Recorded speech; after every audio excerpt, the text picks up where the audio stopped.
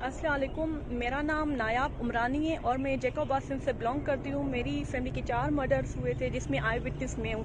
काफ़ी थ्रेट्स थे जिसकी वजह से मैं अपना शहर छोड़कर इस्लामाबाद आ गई और अभी मैं मिनिस्ट्री ऑफ ह्यूमन राइट्स के बाहर खड़ी हूँ।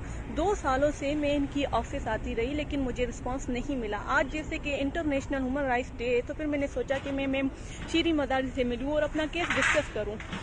और मुझे ये बोलकर इनकी ऑफिस से निकाल दिया गया कि आपके भाई बहन कोई मिनिस्टर थे कि हम उनके केस का नोटिस लें और ये शोपीस मिनिस्ट्री है, आपका यहाँ पर कोई काम नहीं होगा और बाहर निकले। मेरी फैमिली के 4 कत्ल और इंसानी हकूक की इतनी बड़ी खिलाफ वर्जियों की क्या कोई वैल्यू नहीं है?